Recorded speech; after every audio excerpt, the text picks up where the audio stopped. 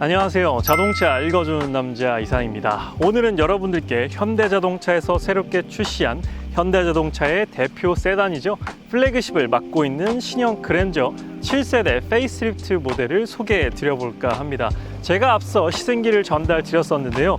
오늘은 시승기에 이어서 이 차량의 익스테리어와 인테리어를 한번 여러분들께 전달 드리는 리뷰라고 보면 될 것 같습니다. 일단 부분 변경 페이스리프트 모델이기 때문에 크게 바뀌진 않았습니다. 크게 바뀌진 않았고 원래 신형 그랜저 자체가 풀 체인지가 되면서 너무나도 많은 부분이 바뀌었기 때문에 이번 부분 변경에서는 기존에 조금 아쉽다고 느껴졌던 부분들, 소비자분들의 목소리에 이제 귀를 기울여서 그런 부분들에 좀 변화를 주었다, 아쉬웠던 부분들을 개선을 했다라고 보면 될 것 같습니다. 그래서 기존 그랜저가 갖고 있던 전면부 프론트 마스크의 결은 그대로 가져가고 있습니다. 조금 다듬어진 부분은 여기 있는 여기 LED 라이트 부분입니다. 이 부분이 조금 더 길어졌고 좀 더 매끈해졌다라고 체크하시면 될 것 같고요. 그리고 하단 범퍼에 있는 요 면적 자체도 훨씬 더 넓어졌습니다. 그래서 플래그십답게 좀 더 존재감을 부각시켰다라고 보시면 될 것 같고요. 옆에서 봤을 때 현대자동차에서는 샤크 노즈라고 표현을 하게 됐는데 그만큼 뾰족하진 않습니다만 그래도 어느 정도 좀 앞으로 나가려고 하는 역동적인 모습을 쉐입을 가지고 있다라고 체크해 볼 수 있는 부분입니다. 그래서 옆모습을 보게 되면 많이 좀 돌격형 스타일로 변경이 되었다라고 보시면 될 것 같아요. 그래서 전면부를 딱 봤을 때는 확실히 좀 존재감이 드러나는 그런 디자인으로 마감이 되었고요. 지금 제 앞에도 그랜저 여러 대가 이렇게 준비가 되어 있고 지금 비상등을 켜놓은 그랜저도 있지만 확실히 디자인이 많이 좀 정제가 되었고 좀 차분하고 세련된 느낌을 가지고 있다라고 체크하시면 될 것 같습니다. 그래서 비상등도 한번 켜보도록 할게요. 비상등은 어떻게 전멸이 되는지도 보여드리도록 하겠습니다. 네, 비상등은 지금 이렇게 기존과 동일하게 전멸이 되는 부분이고요.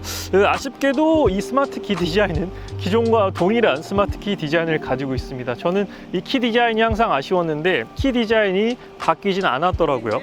그래서 전면부는 이렇게 변경이 되었다라고 보시면 되고 이번에 측면부를 한번 살펴보도록 하겠습니다. 네, 측면부에서는 사실 그렇게 많은 부분이 바뀌진 않았습니다. 여기 있는 사이드 리피터 정도가 바뀌었다라고 보시면 되는데 제네시스는 두 줄이었지만 이제 제네시스를 따라할 수는 없기 때문에 지금 현대자동차 그랜저는 한 줄로 이렇게 적용되어 있는 걸 확인해 볼 수 있고요. 그리고 지금 이 휠 같은 경우에는 옵션 사양으로 캘리그라피 20인치 휠이 탑재가 되어 있습니다. 지금 이 차량은 풀옵션 모델이라고 보면 돼요. 2.5 가솔린 캘리그라피 사양의 옵션이 가득 들어가 있는 모델이다 라고 보시면 됩니다. 그래서 피렐리 피제로 올 시즌 타이어까지 탑재가 되어 있고요.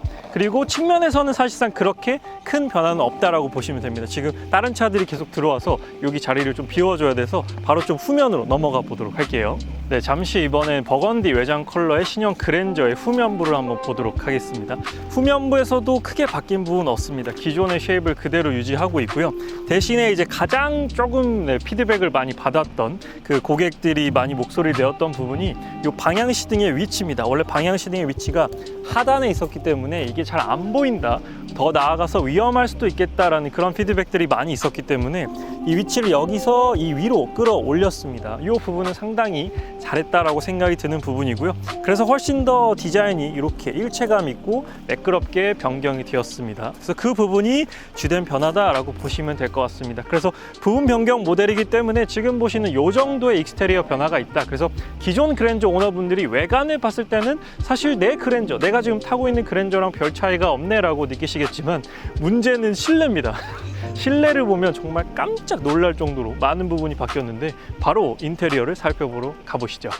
이번엔 신형 그랜저 운전석에 앉았습니다. 운전석에 앉았는데 정말 많은 부분이 바뀌었고 말씀드리고 싶은 부분이 정말 많은 인테리어라고 보면 되는데요. 일단 바뀐 부분부터 하나씩 말씀드려보도록 하겠습니다. 첫 번째는 바로 이 스티어링 휠의 디자인이 변경이 되었습니다. 저도 기존의 그랜저를 많이 타봤지만 기존 그랜저에서 제가 개인적으로 좀 아쉬웠던 부분, 솔직히 마음에 안 들었던 부분이 바로 이 스티어링 휠이었거든요. 약간 로봇 모양 같이 생기기도 했고 너무 좀 투박하다, 이 그랜저의 이미지랑 너무 안 어울리는 스티어링 휠을 가지고 있다라고 생각이 들었기 때문에 스티어링 휠에 대한 아쉬움이 상당히 컸는데 이번에 이 핸들 디자인이 완전히 바뀌었단 말이죠.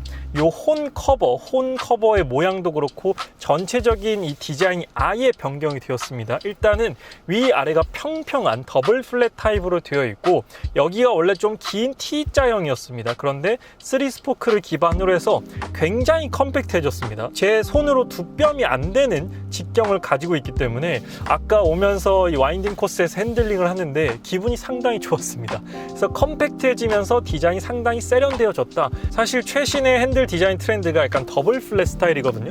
그 트렌드를 그대로 반영을 했다라고 생각이 드는 부분인데, 저는 너무나도 개인적으로 마음에 듭니다. 그리고 물리 버튼들을 아직까지 많이 남겨놨기 때문에 왼쪽에서는 아예 주행 보조 시스템만 사용할 수 있게끔 해놨고, 오른쪽에서는 볼륨 조절과 통화 그리고 음성 인식만 사용할 수 있게끔 완전히 이렇게 또렷하게 분리를 해놨습니다. 물론 전동으로 위아래 앞뒤로 조절이 모두 가능하고요. 스티칭까지도 고급스럽게 들어가 있다 보니까 디자인에 대한 만족도, 잡았을 때 그립감, 그리고 시각적인 고급스러움까지 모두 다 이 3박자를 모두 다 갖춘 새로워진 스티어링 휠이다 라고 말씀드리고 싶습니다. 이번에는 정말 멋지다 라고 칭찬을 계속해서 해도 전혀 아쉽지 않은 그런 디자인으로 적용이 되었고요. 두 번째는 이 칼럼식 기어 변속기가 적용이 되었습니다. 이 현대 자동차들을 보게 되면 기어 변속 방식을 계속해서 상당히 다양하게 바꿨다라는 걸 알 수가 있는데요. 버튼을 눌렸다가 여기는 다이얼을 돌렸다가 또 여기는 칼럼식을 돌렸다가 지금은 또 다시 메르세데스 벤츠와 가장 유사한 방식의 기어 변속기로 변경을 했습니다. 아마 여기서 또 바뀌지는 않을 것 같아요. 이 다음으로 또 바뀐다면 이제 기어 변속기를 없애는 방식으로 가지 않을까 싶은데, 현대자동차는 어느 정도 보수적인 그런 자동차 브랜드이기 때문에 테슬라처럼 아예 이 기어 변속기를 없애는 건 쉽지 않을 것 같고요. 그래서 이 컬럼식 기어 변속기는 메르세데스 벤츠와 똑같은 방식을 씁니다. 내리면 전진, 올리면 후진, 살짝 내리거나 살짝 올리면 중립이고요. 이 옆을 누르면 주차, 파킹으로 변경이 됩니다. 그럼 기존에 있던 이 와이퍼나 워시액이나 이런 건 어디로 바뀌었어요? 라고 물어보시면 이 왼쪽으로 모두 다 통합이 되었습니다. 왼쪽에서 방향시든과 워시액, 와이퍼는 이렇게 돌려서 사용이 가능하다라고 기억하시면 될 것 같아요. 메르세데스 벤츠의 방식과 완전히 동일한 방식으로 변경이 되었는데, 저는 이 방식이 가장 편하다라고 생각이 듭니다.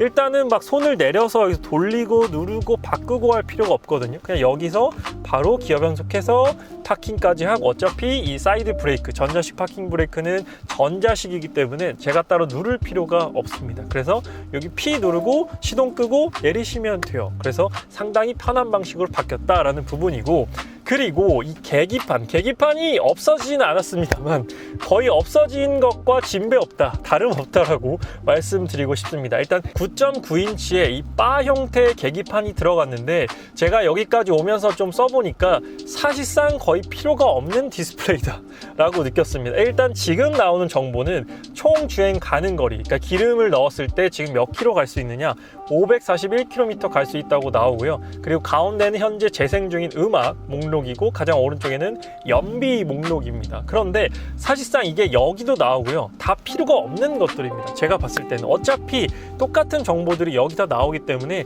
이게 굳이 필요할까라는 생각이 들더라고요. 그래서 제 생각에는 아마 다음 풀 체인지 때는 이 계기판이 없어지지 않을까라고 생각이 들었습니다. 굳이 이게 있어야 될 필요는 없다라고 느꼈어요. 또 더군다나 이 앞에 헤드업 디스플레이까지 있습니다. 헤드업 디스플레이가 거의 바로 위에 있기 때문에 거의 저는 헤드업 디스플레이랑 요 센터 모니터밖에 안 봤거든요. 그렇기 때문에 요 9.9인치 바형 디스플레이가 정말 필요한가 라는 그런 생각이 들었습니다. 그래서 아예 만들 거면 더 크게 만들어 주던지 아니면 없애던지, 다음 풀 체인지 때는 조심스레 예상컨대 없어지지 않을까 그런 생각이 들었습니다. 그래서 이 바형 디스플레이의 뭐 실효성은 거의 없지 않나 라고 생각이 들었고요.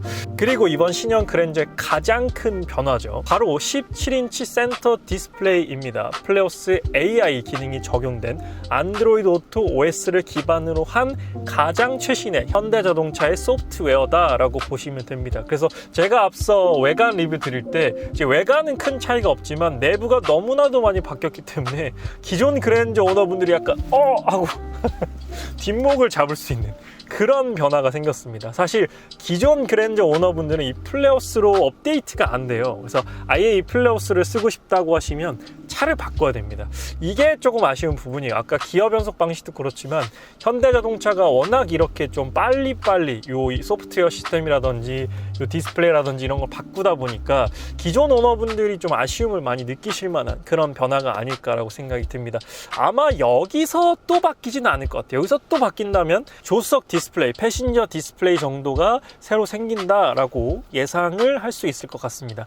이 모니터에서 더 변화가 되지는 않을 것 같아요. 물론 좀 더 크기를 키울 수는 있겠죠. 그렇기 때문에 여기서 더 바뀌지는 않을 것 같다라는 생각이 들었고, 일단 이 플레오스에 대해서 말씀드릴 게 정말로 많습니다. 일단 완전히 새로워진 그런 인포테인먼트 시스템이기 때문에 일단 신형 그랜저를 딱 타면 어색함이 먼저 드실 수 있을 겁니다. 저도 그랬거든요.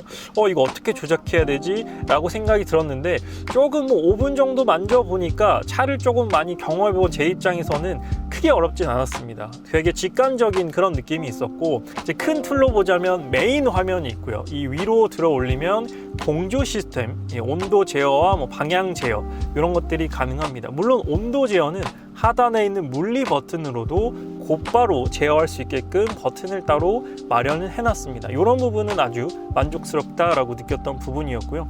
그리고 여기 있는 가운데 메뉴를 눌러보게 되면 이 차가 지원하는 모든 기능들과 어플리케이션의 목록이 나오게 됩니다. 그래서 지금은 오른쪽에 이 내비게이션을 띄워놨고, 그 다음에 지금은 이렇게 넘겨보면 이 차량의 설정까지, 왼쪽은 고정되어 있더라고요. 그래서 이게 꼭 고정되어 있을 필요가 있을까 싶은데, 아무튼 이렇게 차량의 모습을 보여주고, 이 차량의 트릭 컴퓨터, 연비라든지 이걸 아예 내려서 없애버릴 수도 있고 올려서 좀 더 많은 정보를 볼 수도 있습니다. 그래서 처음에 딱 보면은 되게 정보가 많고 복잡하네 라고 생각이 드실 수도 있지만, 이렇게 몇 번 눌러보면 그렇게 어렵진 않습니다. 지금 소개해드릴, 오늘 시간이 그렇게 많지 않기 때문에 지금 간단히만 보여드리면 많은 분들이 궁금해하실 유튜브도 아까 제 영상을 좀 재생을 했었는데 이렇게. 네. 근데 여기까지 확장은 안 돼요. 네. 그래서 여기까지만 풀 화면이 나오고 완전히 가득 찬 화면으로 나오진 않습니다. 그래서 유튜브를 보는데도 전혀 어려움이 없었고요. 에센셜이라는 랜덤으로 음악을 재생해주는 앱까지 지금 기본으로 들어가 있습니다. 그래서 다른 이 차량의 일단 기본적인 설정 한번 보여드릴까요? 차량 설정 보게 되면 라이트, 운전자 보조, 주행 제어, 시트, 정말로 많은 부분들이 있습니다. 그리고 또 하나 이제 글레오 AI가 들어갔죠. 그래서 음성 인식으로 글레오 에어컨 17도로 맞춰주고 통풍 시트 3단계로 맞춰준 다음에 라디오를 91.9로 맞춰줘.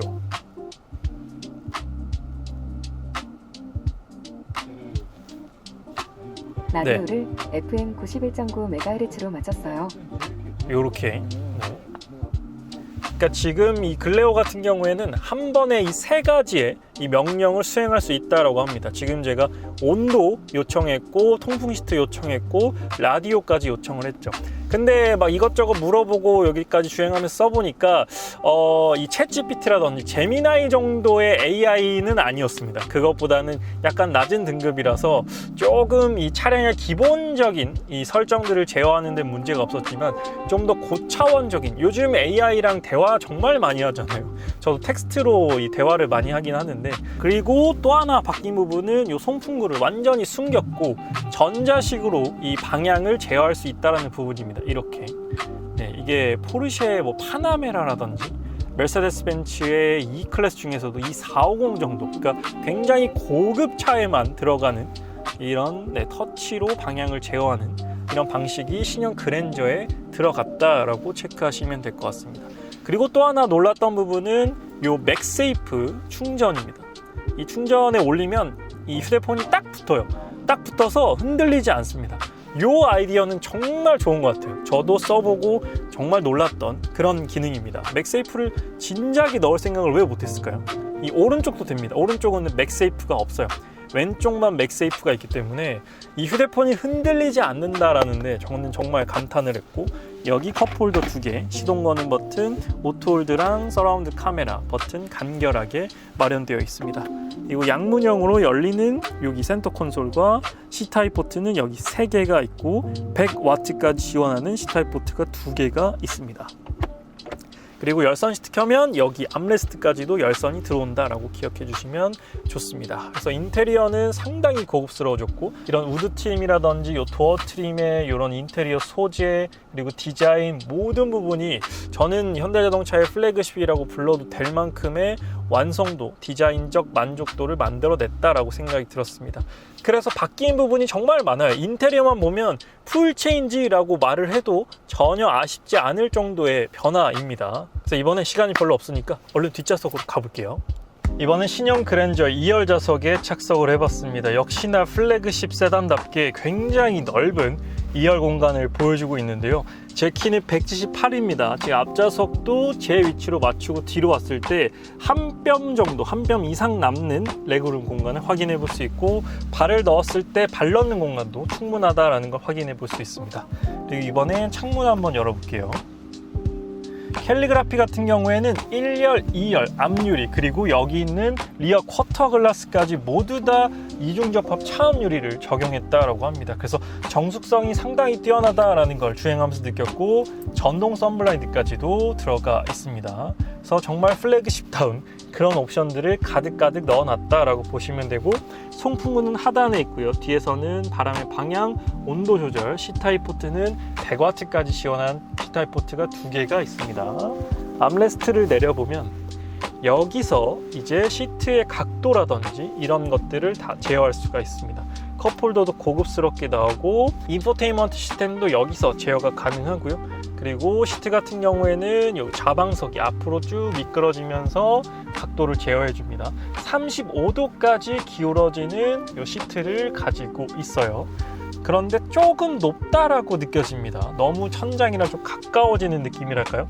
이 좌방석이 이렇게 약간 올라오는 그런 방식이다 보니까 이걸 쭉 앞으로 빼면 이 천장이랑 좀 가깝다라고 느껴지는 것 같습니다.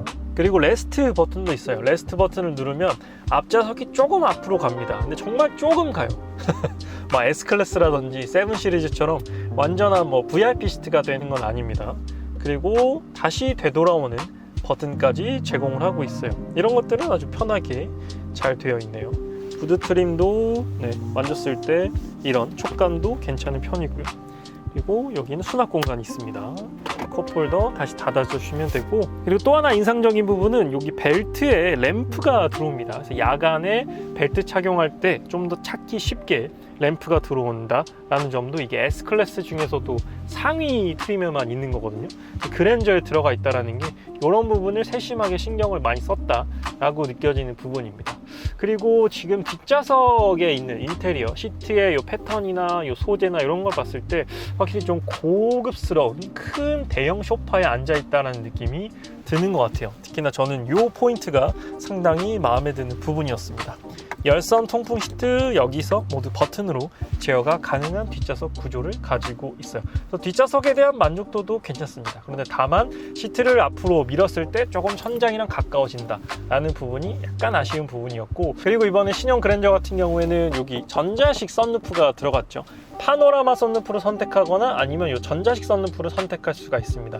아마 대부분 그랜저를 구매하시는 분들은 파노라마 썬루프를 넣거나 아예 안 넣는 분들이 많을 것 같습니다. 왜냐하면 전자식으로 차단해 주긴 하지만 차양막이 있는 걸 국내 소비자분들이 여전히 더 선호하시기 때문에 아직까지 이 방식을 그렇게 선호하시는 것 같지는 않더라고요. 그래서 이걸 선택할 수 있게 해놓은 건 너무나도 잘한 그런 옵션 제공이라고 저는 생각이 들었습니다. 이거를 한번 걷어볼게요. 걷어보면 지금 걷더라도 그렇게 밝지는 않습니다. 일단 기본적으로 어느 정도 햇빛을 좀 많이 차단해주는 느낌이기 때문에 이걸 선택하더라도 너무 뜨거울 것 같지는 않습니다만 그래도 차양막이 있는 게 이 전자식 루프보다는 좀 더 어둡게 완전히 이제 안막이 가능하기 때문에 저라도 아마 이 파노라마 썬루프를 선택하지 않을까라고 생각이 들었습니다.